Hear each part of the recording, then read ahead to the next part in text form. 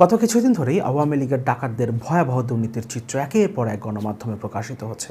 গতকালও আমার এই চ্যানেলে যুগান্তরের প্রকাশিত একটা অনুসন্ধানী প্রতিবেদন নিয়ে কথা বলেছিলাম, যেখানে আমরা দেখেছি বর্তমান ক্ষমতাসীন সরকারের দুজন প্রতিমন্ত্রী কীভাবে ভূমিদস্যু হয়ে উঠেছেন, যাদের মধ্যে একজন সরকারি খাস জমি দখল করতে গেছেন, আরেকজন তাকে সহযোগিতা করেছেন। এবং এই প্রক্রিয়াটা চলছে ২৬ বছর ধরে। ১৯৯৬ সালে যখন আওয়ামী লীগ ক্ষমতা এসছে, তারপর প্রথম তিনি জমি দখল করতে গেছেন, সরকারি খাস জমি। এরপর যখন আবারও আওয়ামী লীগ ২০০৯ সালে ক্ষমতা এসছে, তখন ২০১২ সালে তিনি আবারও অ্যাটেম্প্ট নিয়েছেন এবং ২০১৮ সালে যখন তিনি সংসদ সদস্য হয়েছেন, তখন ৭ দিনের মাথায় তিনি সেই জমি পুরোপুরিভাবে দখল নিতে গেছেন। এবং সর্বশেষ ২০২৪ সালের এই নির্বাচনের সার্কাসের মধ্য দিয়ে তিনি আবারও সংসদ সদস্য হয়েছেন এবং এইবার তিনি আবার প্রতিমন্ত্রী হয়েছেন এবং প্রতিমন্ত্রী হিসেবে শপথ নেওয়ার ১৫ দিনের মাথায় তিনি সরকারি এই খাস জমির উপরে পিলার স্থাপন করতে, অর্থাৎ দখল নিতে চলে গেছেন এবং তাকে সহযোগিতা করেছেন আরেকজন প্রতিমন্ত্রী। সাবেক সেনাপ্রধান থেকে শুরু করে সাবেক আইজিপি, সাবেক ডিএমপি কমিশনার, পুলিশে বর্তমানে কর্মরত দুজন ডিআইজি, এরপর দুজন রাজস্ব কর্মকর্তার দুর্নীতির চিত্র আমাদের সামনে এসছে এবং আমরা প্রতিটা ক্ষেত্রেই দেখেছি এরা প্রত্যেকেই আওয়ামী লীগের সাথে, আওয়ামী লীগের এই সরকারের সাথে সম্পৃক্ত। এবং যেহেতু ২০১৪ সালের পর থেকে টানা ৩ বার অবৈধভাবে জোর করে আওয়ামী লীগ ক্ষমতা দখল করেছে এবং ২০০৯ সাল থেকে হিসেব করলে টানা ৪ বার তারা ক্ষমতায়, সুতরাং অবৈধভাবে ক্ষমতা টিকিয়ে রাখতে এই লোকগুলোকে তারা ব্যবহার করেছে এবং ব্যবহার করতে গিয়ে তাদেরকে দুর্নীতির সুযোগ তৈরি করে দিয়েছে, যার বিনিময়ে তারা অবৈধভাবে ক্ষমতায় টিকে থাকতে পেরেছে। আপনি যেখানেই দেখবেন দুর্নীতিবাজ, চোরাচালানকারী কিংবা বিদেশে অর্থ পাচারকারী, আপনি দেখবেন তাদের সাথে কোনো না কোনোভাবে আওয়ামী লীগের একটা কানেকশন আছে। একজন রাজস্ব কর্মকর্তা মতিউর নিয়ে অনেক কথা হলো, আমরা জানতে পারলাম তার দুজন স্ত্রী এবং দুজন স্ত্রী আওয়ামী লীগের সাথে সম্পৃক্ত। একজন আওয়ামী লীগের বর্তমান একজন সংসদ সদস্যের মামাতো বোন, একজন মাফিয়া সংসদ সদস্যের মামাতো বোন এবং আরেকজন নিজেই আওয়ামী লীগের নেত্রী, নরসিংদী জেলা আওয়ামী লীগের একজন সম্পাদক। তিনি আবার নরসিংদী রায়পুরা উপজেলার চেয়ারম্যান, আওয়ামী লীগের চেয়ারম্যান। ১৪ দিন তিনি অনুপস্থিত ছিলেন। ১৪ দিন পর তার কার্যালয়ে এসে গতকালই তিনি একটা দমভক্তি করেছেন এবং সেটা নিয়ে গতকাল সারাদিন সামাজিক যোগাযোগ মাধ্যমে বেশ আলোচনা হয়েছে। ইতিমধ্যেই নিশ্চয়ই আমরা সেটা জেনে গেছি। নতুন করে আরেকজন আওয়ামী ভূমিদস্যুর চিত্র গণমাধ্যমে এসছে, যুগান্তর এই রিপোর্টটা করেছে।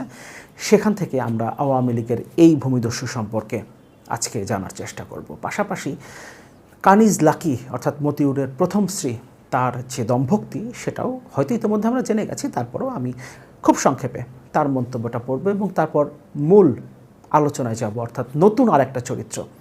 আমাদের সামনে তো একের পর এক চরিত্র উন্মোচিত হচ্ছে, নতুন আরেকটা চরিত্রের খোঁজ নিয়ে আমরা আলোচনা করব। একটা কথা বলে রাখি খুব সংক্ষেপে, যে ঘটনাগুলো ঘটছে আমরা অনেকেই বলি, আমার ভিডিওগুলোতে কমেন্টে অনেকে বলেন সরকারই আসলে এগুলো সামনে নিয়ে আসছে, কিন্তু তারপর একের পর এক এই যে ঘটনাগুলো ঘটছে, বিশেষ করে মার্কিন যুক্তরাষ্ট্র যখন সাবেক সেনাপ্রধানের বিরুদ্ধে নিষেধাজ্ঞাটা দিল এবং তারও আগে ডোনাল্ডোর সফর, এবং তারপর থেকে একের পর এক যে গণমাধ্যমে রিপোর্টগুলো উঠে আসছে এবং আমরা দেখছি গতকাল যে রিপোর্টটা নিয়ে আমি কথা বলেছি সেটাও বলা হচ্ছে ৩ মাস ধরে তারা এই অনুসন্ধানী প্রতিবেদনটা করেছে। এবং আমার আগের ভিডিওগুলোতেও আমি বলেছি, যখন বেনজিরের তথ্য সামনে আসলো, কালের কণ্ঠ যখন প্রথম প্রকাশ করলো, তারপর এত অল্প সময়ের মধ্যে সারা দেশে, এমনকি দেশের বাইরে কোথায় কোথায় তার সম্পদ আছে এবং সেগুলো তো তিনি নিজের নামে করেন নাই, যে আমরা শুধুমাত্র তার নামে কী কী সম্পদ আছে সেগুলো খুঁজে বের করলেই হলো। আমরা দেখেছি তারা নিজের নামে, পরিবারের নামে তো আছেই, বন্ধুবান্ধবের নামেও যে সম্পদগুলো করেছেন সেগুলোর খবরও গণমাধ্যমে উঠে আসছে। তার মানে দুটো ব্যাপার হতে পারে, তাদেরকে কেউ এই তথ্যগুলো সরবরাহ করছে এবং পুলিশের ভেতর থেকেই যে তথ্য সরবরাহ করা হয়েছে, আসাদুজ্জামান মিয়ার ঘটনায় তার একটা তথ্য বাইরে পুলিশের ভেতর থেকে দেওয়া হয়েছে এবং সে কারণে তাকে সাসপেন্ড পর্যন্ত করা হয়েছে, যিনি তথ্যটা বাইরে দিয়েছেন, সেটা আমরা দেখেছি গণমাধ্যমে উঠে এসছে। এবং অন্যান্য যে বিষয়গুলোতে আমরা তথ্যগুলো যেগুলো আমরা দেখতে পাচ্ছি গণমাধ্যমে, এগুলো দুটো ব্যাপার হতে পারে, কেউ সরবরাহ করছে, আদারওয়াইজ এই রিপোর্টগুলো বা এই অনুসন্ধানগুলো অনেক আগে থেকে চলছে, ভেতরে বিষয়গুলো হচ্ছিল, এখন আস্তে আস্তে একের পর এক সেগুলো প্রকাশিত হচ্ছে।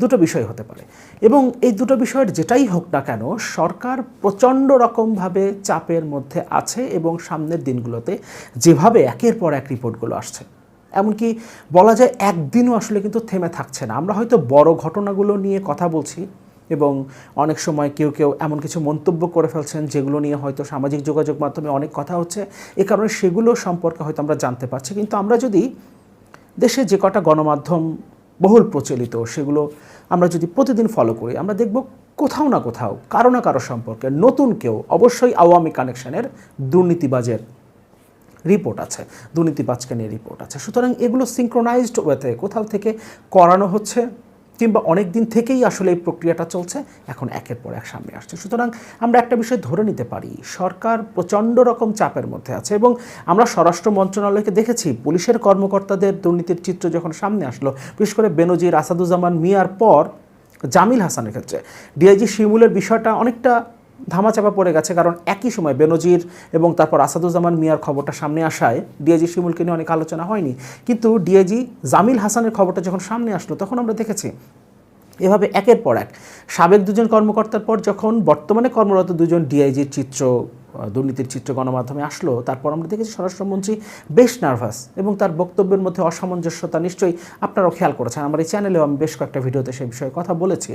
এবং দুর্নীতি দমন কমিশন বিষয়গুলোকে আমলে নিচ্ছে এবং নিতে বাধ্য হচ্ছে তারা, কারণ খবরগুলো এমনভাবে প্রকাশিত হচ্ছে তথ্য প্রমাণ সহকারে, এগুলোকে আসলে তারা চাইলেও অ্যাভয়েড করতে পারছে না। এবং আরেকজন এমপির কথা নিশ্চয়ই আমাদের মনে আছে, সাবেক এমপি, কারণ তিনি মারা গেছেন এই ব্যাপারটা অনেকটা এখন নিশ্চিত, আনোয়ারুল আজিম আনার। এবং তার ঘটনাটা আবার ভারতে ঘটেছে, এই কারণে সরকার চাইলেও ধামাচাপা দিতে পারছেন। এবং এর সাথে যে নামগুলো আসছে সবগুলোই আওয়ামী লীগের সাথে সংশ্লিষ্ট, আওয়ামী লীগের প্রভাবশালী অনেক নেতাও নাকি এর সাথে জড়িত, এবং সেই বিষয়গুলো আস্তে আস্তে সামনে আসবে এমনটাই গণমাধ্যমে প্রকাশিত হচ্ছে। যেহেতু ঘটনাটা ভারতে ঘটেছে, এ কারণে সরকার এটাকেও আসলে ধামাচাপা দিতে পারছে না, ফলে চারদিক থেকেই আসলে সরকার চাপের মধ্যে আছে সবগুলো বিষয় নিয়ে। আমরা খুব সংক্ষেপে মতিউরের প্রথম স্ত্রীর মন্তব্যটা দেখে নিয়ে নতুন আরেকটা তথ্য আমাদের সামনে, আরেকজন ভূমিদস্যু সম্পর্কে যে তথ্যটা এসছে সেটা খুবই সংক্ষেপে দেখব। যুগান্তরের একটা রিপোর্ট, বড় বড় সাংবাদিকদের কিনেই তারপর এসেছে, সব থেমে যাবে, মতিউরের প্রথম স্ত্রী।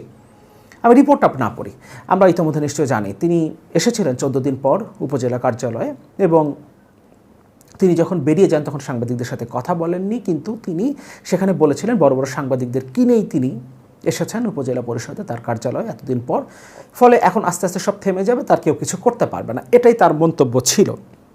এবং আমরা তাদের কাছ থেকে এটা আশা করতেই পারি, কারণ এতগুলো বছর ধরে আসলে তারা যে সাম্রাজ্যটা গড়েছে সেখানে তারা মনে করে তাদের কোনো দিনও পতন হবে না, কিন্তু পতনের শুরুটা যে হয়ে গেছে তারা হয়তো এখনও সেটা বুঝতে পারছে না। এবার যে রিপোর্টটার কথা বলছিলাম, যুগান্তর একটা রিপোর্ট করেছে, কক্সবাজারে সরকারি জমি দখল করে ফরিদের দম্ভক্তি, 20 লাখ টাকায় ডিসি এসিল্যান্ডকে কিনেছি। একই রকম মন্তব্য, যেভাবে সাংবাদিকদের কেনার কথা বলেছেন, সাংবাদিকদের ম্যানেজ করে এসেছেন বলেছেন বড় বড় সাংবাদিকদের, রায়পুরা উপজেলার চেয়ারম্যান মতিউরের স্ত্রী, ঠিক একইভাবে আওয়ামী লীগের এই ভূমিদস্যু বলেছেন 20 লাখ টাকায় তিনি ডিসিএসি ল্যান্ডকে কিনেছেন, তারপরে তিনি সরকারি জমি দখল করতে গেছেন। দখল অব্যাহত রাখতে সম্প্রতি চিহ্নিত অপরাধী ও সরকারি দলের বিভিন্ন পর্যায়ের নেতাদের নিয়ে পিকনিকের আয়োজন করেন তিনি। এই রিপোর্টের লিঙ্ক আমি ভিডিও ডেসক্রিপশনে দিয়ে দেবো, আপনার পুরো রিপোর্টটা পড়ে নিতে পারেন। আমি শেষের দিক থেকে কয়েকটা লাইন পড়ব। স্থানীয়রা জানান, গত 8 জুন দখলকৃত সরকারি জমিতে সরকারি দলের নেতা ও চিহ্নিত অপরাধীদের নিয়ে পিকনিক করেন ফরিদ। সেখানে আনন্দ উল্লাস করেন তারা, মূলত তাদের অবস্থান জানান দিতে এমনটি করেছেন ফরিদ ও তার সহযোগীরা। জানতে চাইলে কক্সবাজার সদর উপজেলা সহকারী কমিশনার আরিফুল্লাহ নিজামী ঘুষ লেনদেনের বিষয়টা অস্বীকার করেছেন। একইভাবে জেলা প্রশাসকও, অর্থাৎ ডিসিকে কেনার কথা বলেছেন এবং যে এসিল্যান্ডকে কেনার কথা বলেছেন, তারা উভয়ই ঘুষ লেনদেনের বিষয়টা অস্বীকার করেছেন। কিন্তু তাদের নাকের ডগায় কিভাবে ভূমিদস্যু জমিগুলো দখল করেছেন, সরকারি খাস জমিতে একের পর এক স্থাপনা নির্মাণ করেছেন, সরকারি নালা দখল করে সেখানে ঘর নির্মাণ করছেন, সেগুলোর কোনো উত্তর তারা দিতে পারেননি। এবং স্বাভাবিকভাবেই তাদের সাথে সখ্যতা থাকবে আওয়ামী লীগের নেতাদের, এটাই স্বাভাবিক। এবং আওয়ামী লীগের বিভিন্ন পর্যায়ের নেতা এবং অপরাধীদের, চিহ্নিত অপরাধীদের নিয়ে তিনি পিকনিক করেছেন সরকারি জায়গায়, যেটা তারা দখল করেছেন। তার মানে এখানেও পরিষ্কার আওয়ামী লীগের ছত্রছায়ায় আরেকজন ভূমিদস্যুকে আমরা চিনতে পারলাম।